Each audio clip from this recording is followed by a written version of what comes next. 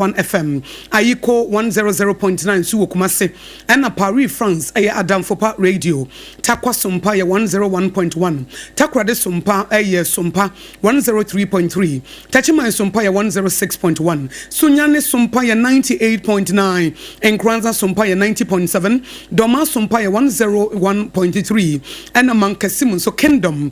106.1 FM woman swafa decoder so Sompa FM Facebook Sompa 106.5 FM Accra and YouTube Sompa FM live your website no www.sompaonline.com nana KJC company limited no pa no nsia kasebo ebre ena so no ena secure sanitary pass ejina baba ena endpoint homeopathic clinic so ejina tata ensam no ebini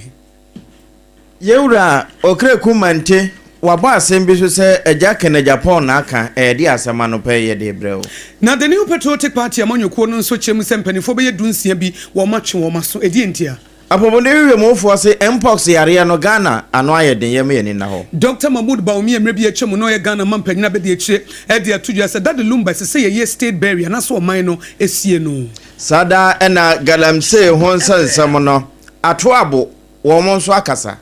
Nanuachi omampani His Excellency John Dramani Mahama so wone bi mampanifo bi hye ho asem ne ye de betudwa na ewia yakwa amanone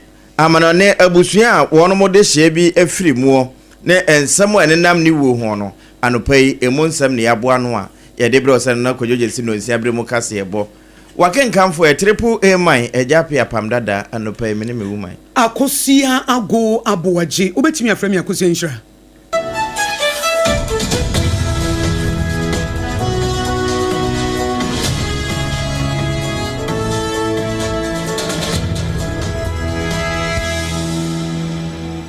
afe yanshansem nase apomodin hwemofo a wo my Ghana mu ama yanya nente se mpox mekire monkeypox yade no sesei wo man kwa ekonanim sade nanka wono mubu wo mon konta eduru kutansa da na etoso da duasa na yehwehwehwemu a be se adunu na yemono bia ababeka ho sesei oso wono mu nsurotura a won betimi aka ne prenye premfa se nipa be sa hasa eni mienu de babia wo modanye ewo saa ya de kuro ya ho ne se ho nti no wo de beye futu kese ama se uhu so oba bi kekaw wo matuo mu ahyase hyehye ana ensan wa bi gugugu ase eburu yade bi mu a entratena ho kura empepepe bibia nsrasrem entemfa ko na apomuden hwemufo no wono monye hwehwemu enhunu se yenu bia na wono ahyase aso ase entem na wo sese wo ho na ho se uti efane ta paiwo eduba bia na wate egu so ewo ho asebro bi pese egu a ene na ntentem wabo anan akọ won makachi bi ebenwo na waye nhwehwemu se de beye na eye bia won betimi aso ano enye bi nso a yasa abo ho ban Yeah, Twakasi Bono so na Apam East Regional Executive Committee edima the new patriotic party amanyoko no edi atudwa se wo party officials and asa dwumayefo beye dunsia bi wo pusiga na Timpani constituency asabre wo mache wo asensani nyina ne se wo da su bi di 2024 na ensem fata kata babonte regional chairman Rora Anthony Namo ekire mu se wo hye nhwehwemu wo ye no na eche se regional disciplinary committee ne se wo mutu sana mo no na wo chem se wo hye nhwehwemu no ase January 2025 na wo hu se nipa bebre bai e mo toto wo mo ano na wo toto wo ma no wiye no e na ebepie June no wo de ba wiye no hu se sankrofo yi wo ma ani wo hu ni ebra na abato no ekoso no eti mpanifo na edidi mu akotene wo mo di mu tintima bi cry second vice chairman e de ma party no ampanifo chem se sabredi wo de so ato no so a wontimi enya party dibre bia ebre kakra eda wo mo nim na wo chem se wo de 5-year band bi aba na sa 5-year band ne 6 officials Musa Awudu waka ho e na afen so first vice chairman no e na Jacob Akuzuga na wo ye treasurer won nso ka ho e na 4-year band no nso coordinator e na ye de ato no so e na eno achi ne 3-year band no nso members be ye enwoche e na no nso ye police station officers nso a ye de aka wo mu a we ni nsem ampanifo e de aba abontin na eno achi no e na omu chem se ankrankra ne bi age atom ye 5 members no a Salifu Ibn Adams nso ka ho ama wo mu e di ho adanse a we ene party no e hyehyɛ ya wo de atudwa na kane soafo abadi akira na wohwe akwansere afi amamre honsam so Deputy Minister Tourism Arts and Culture Yura Mark Okreku Mante ene kasai wose ejaken akompre ko Japan waka asɛm bi de afa wɔn adwuma no ho a sɛbi ntwaye na waka kyerɛ ne sɛ saa su ne ban no wayɛ sɛ wɔpɛ so wodi wɔn ayɛ nim na wɔbɛyɛ kandifo no kasa bi wɔ hɔ a ɛwɔ so ɔtwe ne ho efiri ho na deɛ wɔka yɛ a ntwaye no sei na panin akyerɛ mi.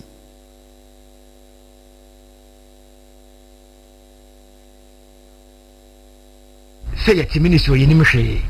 because we buy event nti because we buy tourism kakreti ye nimhwe bana ka fe nim say yenim oti ase if you beto aka se me bo ba maka che no wan be ni bi expect no de my anyamede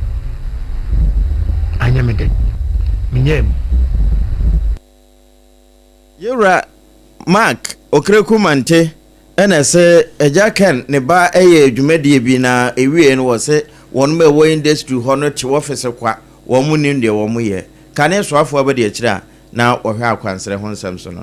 Dr. Mahmoud Baumia eye mampanyini abedi akire na wode atodwa se Daddy Lumba wo ye legend kase high life legend agana fo nim no wa free mu no wono de osusu se yenya de friend state barrier no e man na so mamu no nyina no yenyina yenhye na papa yensom no na yenyina yenjam no na enyefe eno na Dr. Mahmoud Baumia chem se the new patriotic party amanyoko no de wo hyefu no arrangement na say ye no hontoto ya wo mu ebetache pampe na abu office Ghana amamra ne amane ne nyumtuo mu no ye Dr. Mahmoud Baumia chem se wo ye Daddy Lumba free mu a enye yi enti we na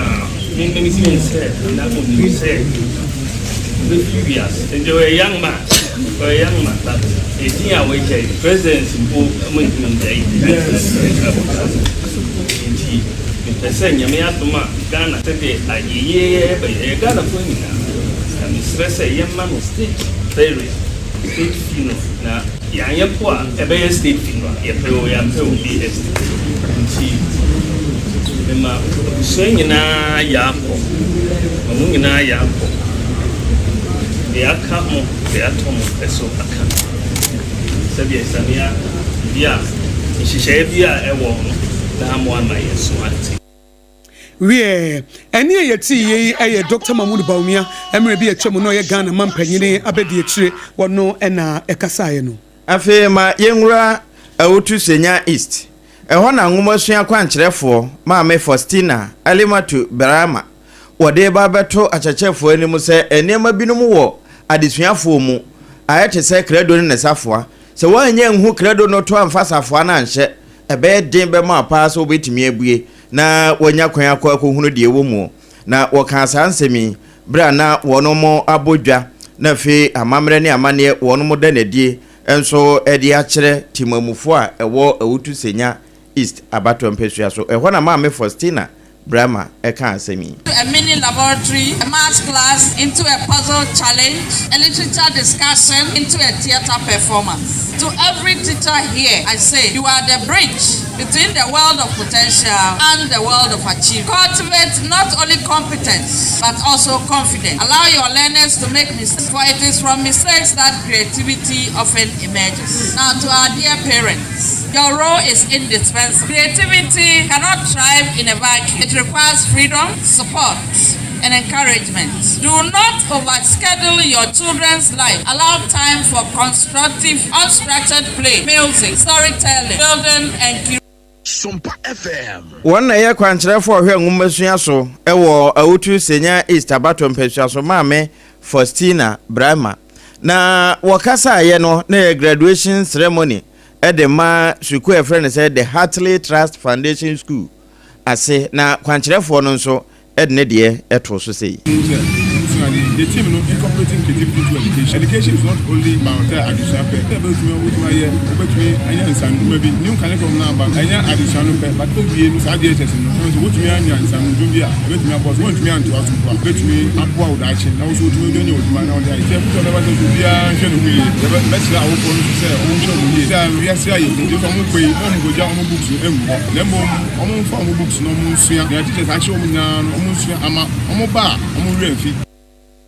Ora Theophilus Evans Cesare one e kwankyerɛfo a woda the Hartley Trust Foundation School ye wo Otu Senya East. Na ye transfer Mampani His Excellency John Dramani Mahama say their friend high level Africa Health Sovereignty Summit Baba Koso e won kran na se bibi man wo tun sa friend panifo kuku dam ne nyina ya babehia na ya dwendwene kwan befa so mpomudi hu dwumadie e be gya na so ne ya hwesensesa bi beba their friend no Africa Health Reforms no na wo team ne ya African Health Sovereignty ai no hu dwumadie nyina ne se bibi man yetimide ye ho na their friend Global Health Governance Architecture no ye hu kwan ye befa so e de ye hu bewurawura mu na mfa bebre beba na krata eba bonte no mampanyi kasama for Felix Kwacho fosu ena de nsa chance no kire mu se the Afani the Accra initiative no but aye nyina ne se wo mo betoto ne yie na amemo no hihye mapanso atimi akonkan eti presidential high level panel yi empanifo kuku dam a wo mo aben a wo mo nim pomdu hu dwumadi a wo mo ba betena se na wo kire mu se launch ne bi ti se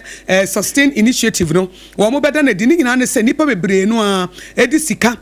ebe wurawura dwumadi ahodo a etimi eboama bibima yegyina ye naso the friend domestic resources and strategic partnership eti yekeka ye ho abomu na ye nkasa ne ye wono yetimi ede ye ntoto ye ena de etosum ye ne friend Accra Compact eno so eye shared African vision eye bibima ye nso ye nhyehyɛ ye gidi se ye nyina ye gitum mampani His Excellency John Dramani Mahama gitum ebe mampani fonso gitum na ye de anamo nyina sisi yie na etimi aboa ama bibima mpumtuo no afa ne ntoma pa efra Penny Quenchrefo a wono ne da Ghana National Gas Campaign no.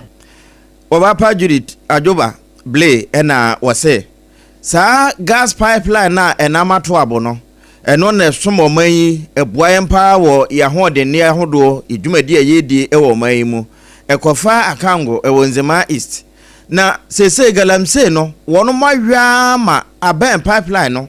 Ena maami e bokokose se ya hwe ye ho ye your friend highly inflammable. Nature say a hono, and from a market to a bibetimi di jacra alcohol am I ye. And to Womudia Womudie, say ya donna Womodoba, and Agalam say no yono, ye non suni jan and namno, Womu Huyena and Quanco fast and fufro, am Romayi, am young Quanco Kutashri. Mammy Judith Blay. This is a very important pipeline for us. But we got report that, Galamseyers are encroaching into the areas marked for us to protect our pipeline. So we have to come here this morning to ascertain the problem ourselves. And indeed, there's a real problem here. There's a real problem in the sense that if you look that way, we have gas pipelines there. I wish we could go there. But the gas pipeline, if you look beyond this tree, in the middle somewhere is our gas pipeline. In there is the middle, but it is only marking a 35-meter zone, and the 35-meter zone is standard for pipeline protection of a pipeline. Now this is the end of the 35-meter zone. If you look back here, there's a heap of sand here. All this heap of sand,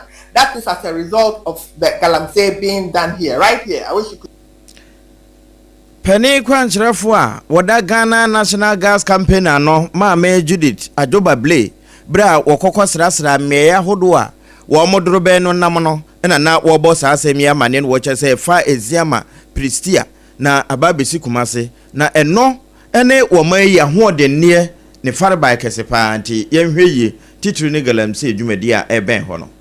Emrese bedwafo kasa chemu sese wo hyen kwanhia ACC wo Ghana no a ano ohye ne titi kumase Accra kwantempon so eto mo besese abanfa na nansi fom no onye ho adwuma na no Savior Church adwumayefo ene church members wo mo ka ho wo mo nyina nipa beye dunsia hwere wo mo kwa yaya ama yeye mass barrier e de ama wo mo na atwede stretch kwan so ho no ena kwanhia ne siye na mrese bedwani a wo Asante Achim South ono abokwaku Asante Boaten e de to abayanim se wo ma na ho nya ha na ni monimu ya wo Yemen sisi ye fise nkwanhia na ekokoso e wo Ghana no ano ohye emoja ehyiegu wo ya kwanso no nso no ebro ye nso eti wo de to so afa wo hye kwan ne kwantempon so na National Road Safety Authority o mo hye ekwanso jojo dwumadie ne nhyehyɛ yese wo mo fom nan si fom nye wo ma fam die biara sanso na Asante Achim North ma hye bedwani ono abo ohene Kwame Frempong wono nso ekasa bi 2 near fatal accidents on the Accra Kumasi Road. In fact, ever since I had my last accident, I do not recall or I don't remember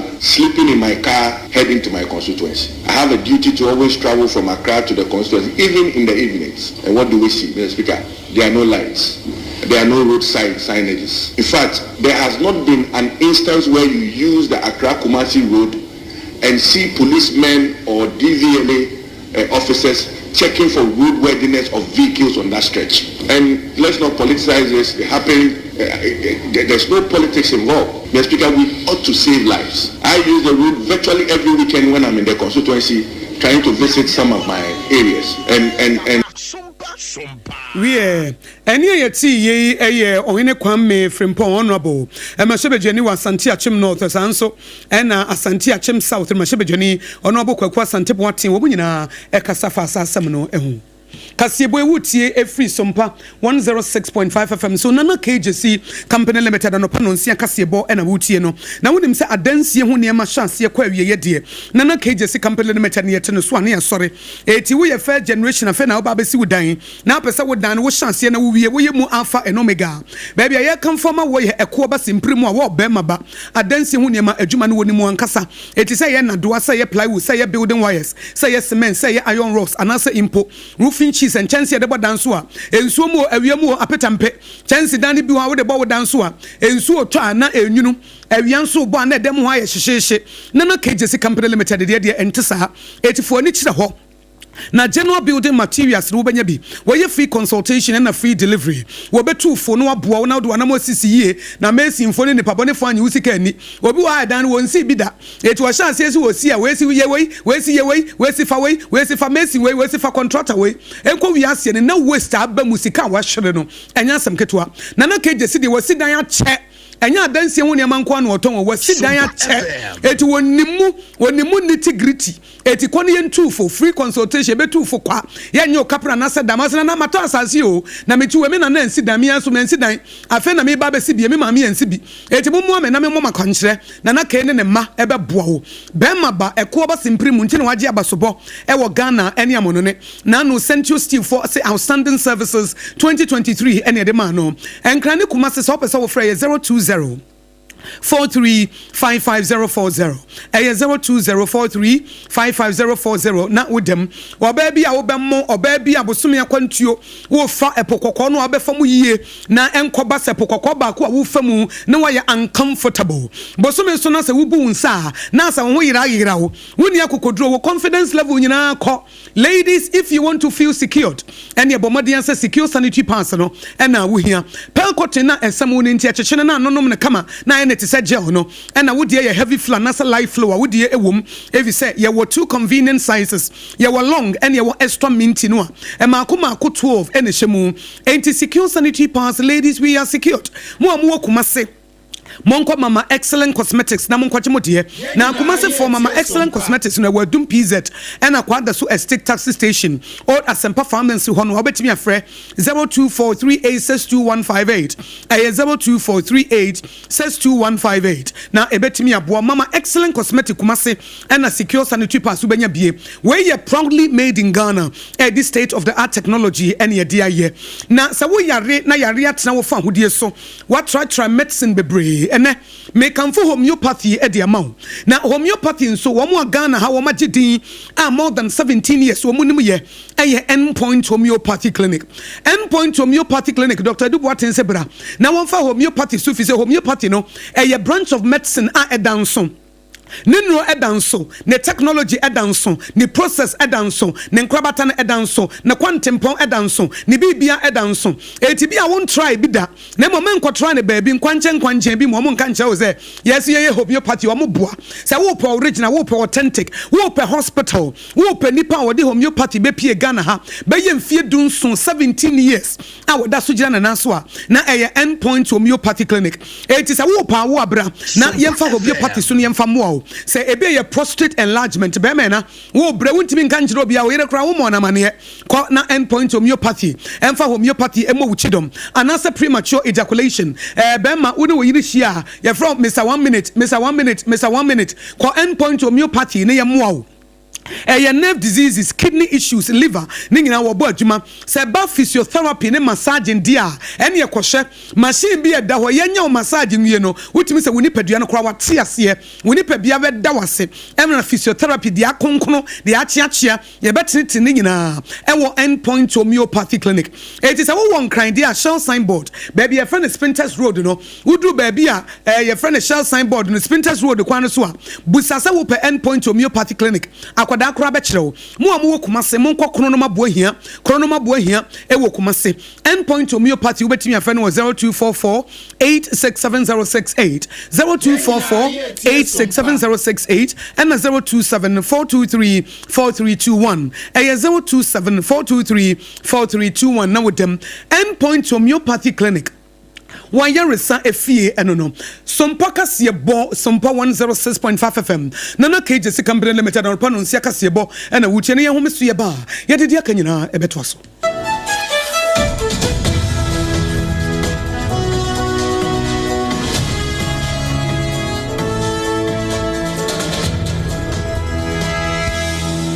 Munde dinam se menya foreign call. Hello papa what do be a new se me free London eko US o na no kra wo kura fra me bo mama ne a na papa mo hote sei awurade aduma haboko na ko jejesi eko bo sempene mo de woton wadanse ho niam no nso wo hye ho de wo hye ho eko ba mesi wo bo aduma kura sre kane no a na woduru US won so manfo bo ndin sa na papa US hakura de na ko jejesi company limited age ba bia wo Holland Germany France Italy London Canada eba adanse ho niam de a obia se na ko jejesi company limited na matese wo bie depo kasie bi e wo Akosua e ho na wo bia koto adanse ho niam na eye no kura papa no kura pa a police station in Chenhua. Akuo ba sempre mono no. Onye mereda. Hwe, we kura no miensamua ene obi en foforo yawo. Ba ko abu akwase paase kumase. Ene ba ko so pokura se nkran ha. Obi ase na na kodwogesi eye bemaba e wo dansi mu. Waton cement, iron rods, banding wires, and adua plywood and just said about dance ro. Te se bibia e de hye e dansi ase de ko wie. Depo no nyina nso eye tufo bo. Wodu ko ka mu a, wodu kodwa free. Akra wuyi Akosua depo ene pokrasi de no kra to nchen a wasa wobu Akoteman Tantra Hill Iron City Amanfrom wasa bie depo kese nso e wo Koshiman Kumasi sepase depo no kra da nchen a ebisu magazine road head office no wa bie depo kese nso e wo da de ntem edwisu Akra road Femeswa opposite Alhaji Selia Ampaba Meboshen Tanoso Breman and Amanfrom numbers of man for the free 0244 313 752 and 0244 41 93 Nana Kojejesi Company Limited. Kuaba Simprimo Endpoint Homeopathy Clinic. Ghana had the obien himself a prostate. Na baby omutibi screening Emma Huni ye etuasia. Na a endpoint homeopathy clinic. Anasa a kidney, a liver problem. Wofa baby and ajujo. Na the friend premature ejaculation no a maybe a one would offer kwakweshia. As a wood dinner huagro. As a wood tonte. Any ebra endpoint homeopathy clinic. Na yamuao. A man mema mopa wo. A endpoint homeopathy clinic. Wamu demufua. Yari bia infections bi na wo ho. Anase bia wo sha wofa baby na ajujo. Kidney problem, prostate die. A endpoint homeopathy clinic. Kumase ubehu endpoint homeopathy clinic. Ewo kronoma boahia. Ena Akra hanso so die. Wamu jinemu ankasa. Ewo Spinters baby friend share signboard no. Hudru na ubusasa wo pe endpoint homeopathy clinic. Obia ebechro. For endpoint ewo 0244 867068 and 0274234321. Endpoint homeopathy clinic. Wamu demufua. Kweku, minim se wayeshi. Me kraman nane. Nanso ebony show wa embaso. Mane honsepeno. Ebony condoms comes in different flavors and available in all pharmacies, chemical shops, over-the-counter shops, and pubs. For bulk purchases, contact 055-230-0075. Ebony condoms, Ghana's most pleasurable condoms. Make it worth it. We got peppermint, strawberry, vanilla, chocolate. We got peppermint, strawberry, vanilla, chocolate. It only the view is a condom. The condom mulia then it's not on, but double don't support as a condom. Ewra, me pacho bra na me hwa de wo bag yi. Bra, aden, enen so biem. Hey, time heba me hye ya me kan se yi ba kwin, ani wo yi me ensen. Bra, sanya time heba herbal mixture esia jimi ni mi fie fo enya dia baako ebeso yen we dia udi se ofa ni nyina time herbal mixture me kase me di one dance ya heaven ene de mekwa akopie enti se malaria we draw ne time herbal mixture enye enunku o die nanum ato a wontimi anidie no time herbal mixture duro no ene ye ma wo oba a wafa afuro de wo ma akwada nofo ene akwada woni mfie dumienu entimi num aduro yi bi se obeto aduro yi bi anoma hwe se wakọ hospital anase lab ama yehu se wo atridie malaria yi bi ansa se o time herbal mixture enu dudu atu a fo ani kire KNG herbal center ewo emrom Abidjan house ana ba ko so wo atonsu Monaco junction eno echi obenya bi atowo over the counter medicine sellers any herbal shop dodo na emu Fre 0244 417669 kayo set time no TIME time herbal mixture afi malaria fever bi adani ziba ewo mu no betu akọ FDA agi adwadie nkratoa yi atum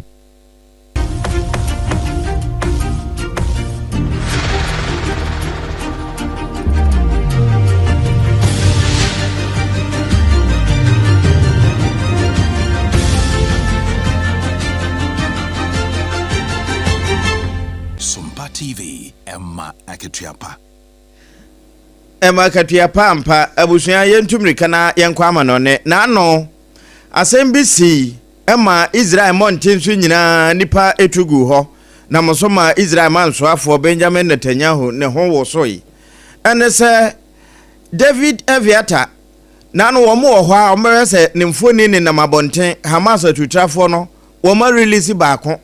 kom di papai na wo mo de na akohye bonka bim na no na nabusua se we ka ho a enya ne edikan ni o asiko asino asisa na wo mo ntena se ma Eviata David won konkohuna mane wo atutrafo insamsa ne se ho ti Benjamin Netanyahu ne na so afo nkeka won ho ente sa de besi enam sa ya so ama nipa ategu monten so a wo mo ye wo ye kire eno ene nam so ama sese wo mo chese Tel Aviv se no adaje ni posokra wo ho nanso wo betimi aka ne prince Hamas fo no be se 2020 ho wo mo nche ye kura nipa be se hanu adunu ba ko de wo no mache ama wo betimi a kire mu ampa ma yate ase se nipa adunu nso eti nanan mo wonse do ya se sie nipa aduanan enkuna wo mo ehye tutrafo yinsem a David Aviata ka ho na no wo mo de ne mfoni abetu wiase nyina pakese so a asa wo mo twetwe no aban nkeka na ho we kasebo no wasi na nsema e de brema no pai dedi makotene bi ene se the New Patriotic Party na se MPP amonyekuo no wo mo kiremu se wo mo adwumayefo wo mo members beye dunsia a wo mo pusiga ena tempani constituency no wo ma che wo ma sense e bi 5 years ye de so ato wo so e bi emfie 9 ena bi nso emfie miensa ne nyina ne se 2024 elections wo mo so mo de su ne ban bi dia na enye fenti wo mo che wo ma so sa na galamse ne ko ye ni abere hui no see wa Oda National Gas Company ano wo Ghana ma me Judith Ajoba Blay ese otiba bi ti says ya ma Prestia eba Kumasi a wo mo pipeline nam ho enti obia enye hwesofo enche kra na Savior Church members be yedunsia enkwa da kra na ka ho maiwa teenagers ni youth yi ehwe wo mo nkwa ya Masbury ama wo mo emno hye bedwafo de wo ma no atum no masre osoafo hye kwantempon so se ni monimu ya wo mpusu ne ho na akwan atete se kontebe wo Ghana no yensiesie fi se nkwanhia no adoso dodo afi apomuden mu hu se asafiafia achew wonu mato ntimi ne di ho a otiri pai wo a ka ho kwana apomuden fo hwew na mpox yade no sese agensemu Dr. Mahmoud Baumi emre bi echemu no ye Ghana mampanyina be de echire wodi atodwa se dade lumba wa free mu no yenye state barrier ma no na so man no ankasa yemfa nto ye ho so ne ne da no ne yensie no efise wo obi na nyom to no o man no anya ho mfa so bebre enti se ba na sana empempem chiri ukura bon sa empempem nso edo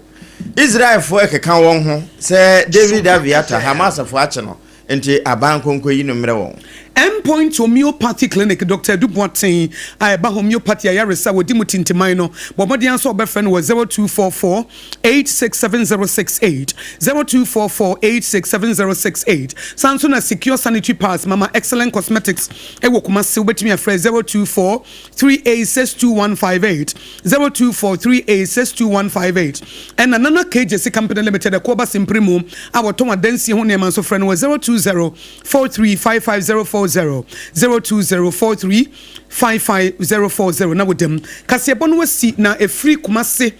fa kumase yes Sompa 93.1 FM no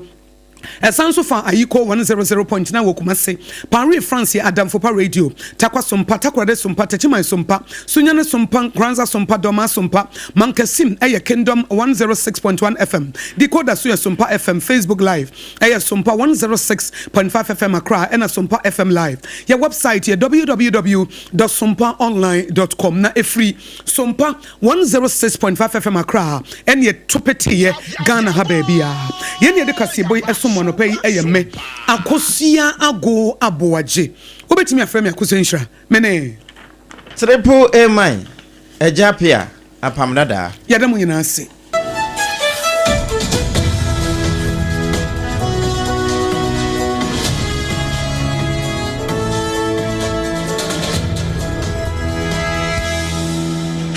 special local foods abakade enye aduane ne aduane o ye wa aduane ne wa aduane enye nwanwa se Ghana ha ahemfo eyi akese wede na kese party akese se wo pe baabi a wo be serve wo ma wo ho se ye buffet ene wo mo ye se ye local continental dishes a wo bi atwa nani a Hajia special local foods e wo hacho atomic kwan so ho no de entie fre ne local foods ne se enye wo mo ye aduane a na wo mo atentam tomatoes wo apro meko apro jena apro garlic apro no de aye aduane se eya abontine aduane edi yenye ne bisa dabi Hajia suro nyame etinye nwanwa se Ghana ha etitire se ministries agencies akese eyi ahemfo na nanom ahema mo wo mo tenase no wo mo si ye bedidi ye didi eziban ye didi a wo mo se momfra Hajia special local foods efise hono ena aduane no ekoyie Ghana ha ba bia wo mutimi serve Hajia special local food upese wo fra eye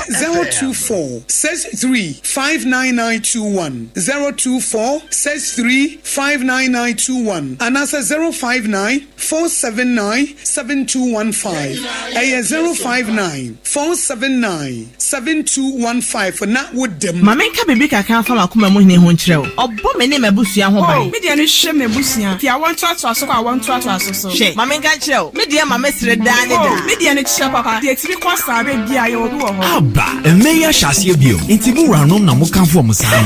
oh Debbie Pepsodent 200 grams for no ho asem na ye kan yo eye kokoko Pepsodent kokoko promo no nie eye Pepsodent kese dada no a na ye de 25 grams aka ho jewodie na ba obusua ho ban na hye wo semu den FDA age dwade nkrat wo Endpoint Homeopathy Clinic Ghana ha di obi anim sesa ye prostate na ba bi omutibi ye screening ema wo hu ni ye etu ase a na eye Endpoint Homeopathy Clinic anase eye kidney eye liver problem wo fa ba bi na ajejo na de fa ne premature ejaculation no a ba ma bi a wo ne wodofo akwakwahia asa wo di ne ho agro asa wo to nte ene ye bra Endpoint Homeopathy Clinic na ye moa wo ema ne mema mo pa wo eye Endpoint Homeopathy Clinic wo mo da mufua yare bia infections bi ne wo ho anase bia wo hwa wo fa ba bi na ajejo kidney problem prostate de eye Endpoint Homeopathy Clinic kuma se ubehu Endpoint Homeopathy Clinic e wo kronoma bohia ena Accra hanso so de wo mo gina mu ankasa e wo Spintex bebre friend share signboard no huduro na ubusasa wo pe Endpoint Homeopathy Clinic obia ebe kire for Endpoint e wo 0244867068 and 0274234321 Endpoint Homeopathy Clinic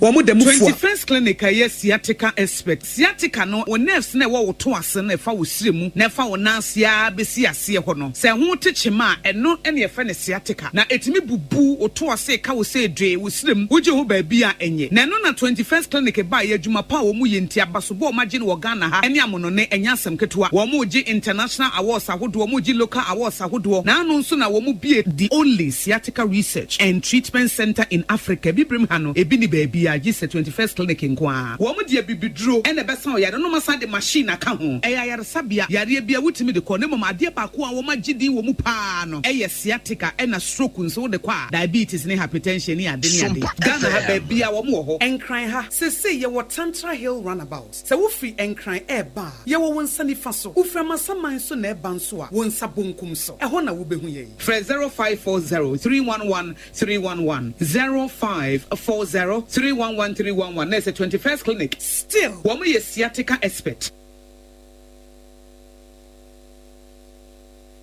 Krono so baby we any brand krono so baby.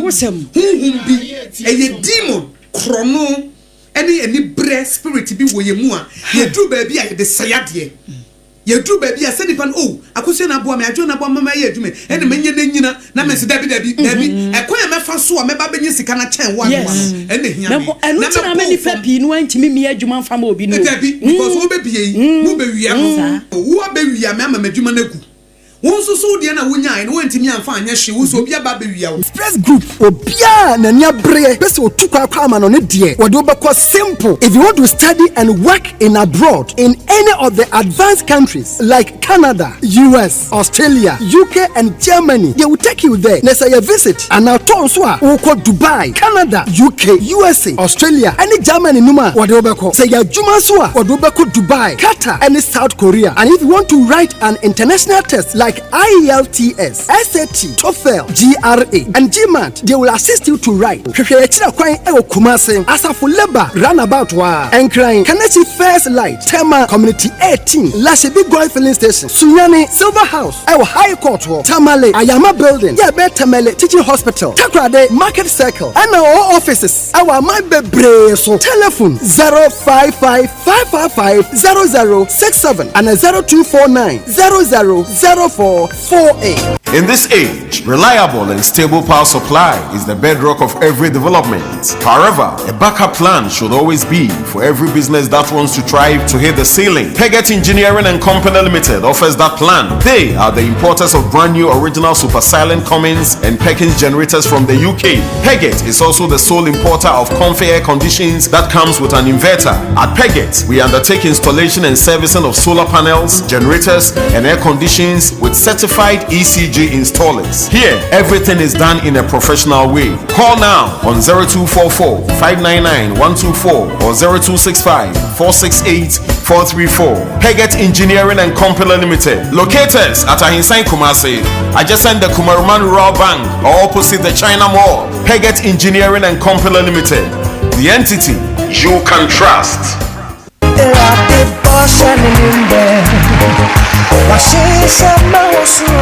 Sɛ ɔbraso ɔkyɛn de wo rekɔ na wobutu dwene sɛne nyinaa yira kan wo nhyira pii no bobodin krokro na wobɛhunu sɛ de awurade ayɛ no ɛbɛyɛ wo nwanwa ɛno nti ɔheneni Adazoa Ministries any women of faith akabo mu ahyehyɛ dakro dwumadie sonko a tumi ahyɛ mu ma wɔsebra na bɛne wɔnyankrompɔn twɛdi ampo ɛni mpunimpu ɛnyitu asɛm a ɛda dwumadie yi soɔ no yɛbɛhunu wɔ Yohane Tibaako nyimu aduanan sia na Nathaniel busan se so bribi pebi betumi afri Nazareth yabana ena Philip buano se momra mehwe